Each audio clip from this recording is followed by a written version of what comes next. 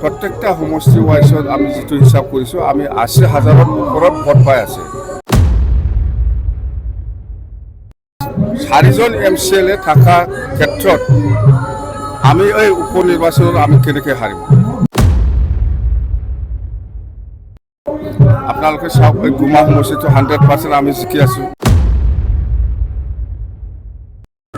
প্ৰমোদ বৰাই কি কয় নকয় এইবিলাক বুজি নাপায়। নিৰ্বাচন হ'বলগীয়া আছে, বাই ইলেকশ্যন যিটো হ'বলগীয়া আছে চিডলি সমষ্টিত 13 তাৰিখ নৱেম্বৰত হ'ব।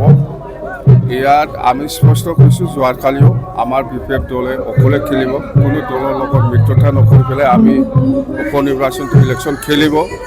আৰু যিটো আমাৰ হিচাপ প্ৰত্যেকটা সমষ্টি ৱাইজত আমি যিটো হিচাপ কৰিছোঁ আমি ৮০,০০০ৰ ওপৰত ভোট পাই আছে।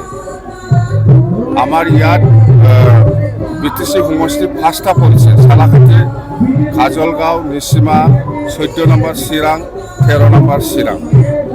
এই 5টা সমষ্টিৰ ভিতৰত অকল 14 নম্বৰ চিৰাঙৰহে আমাৰ MCLA নাই। এই 4জন MCLA থকা ক্ষেত্ৰত আমি এই উপ নিৰ্বাচনত আমি কেনেকৈ হাৰিম? যোৱা MP ইলেকশ্যনৰ যিটো ৰিজাল্ট, এই 5টা সমষ্টিত আমি জিকিছোঁ। বাছ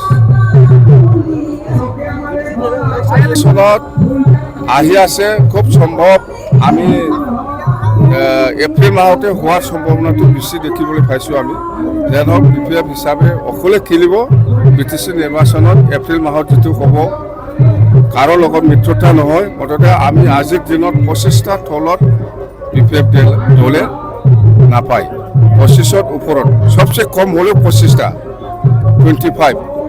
আপোনালোকে চাওক, এই গুমা সমষ্টিটো 100% আমি জিকি আছোঁ। জমদুৱাৰ সমষ্টি আমি জিকি আছোঁ, চৰাইবিল সমষ্টি আমি জিকি আছোঁ। এইবাৰ কচুগাঁৱত জিকিব।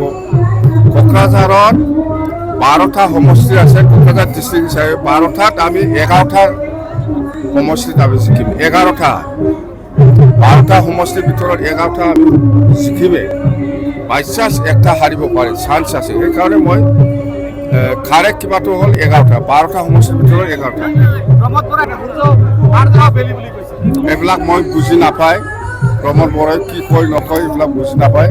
মুঠতে এইবাৰ BPF দলৰ অভিযানটো প্ৰমোদ বৰাৰ হাতাও BTC বাচাব। কিছুমান শব্দ মই বুজি নাপায়, আপোনালোকে যিটো সুধিছে মই বুজি পোৱা নাই। এইটো দিলে এনচাৰ দিলে হৈ গ'ল।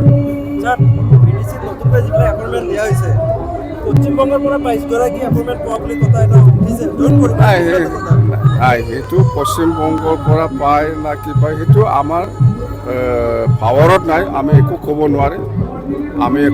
নোৱাৰে। এতিয়া আমি ক'লেও এইবিলাক নচলিব। 5 মাহ ধৈৰ্য থাকক, 5-6 মাহ ইয়াৰ পিছত কি কৰিব লাগে আমি কৰিম।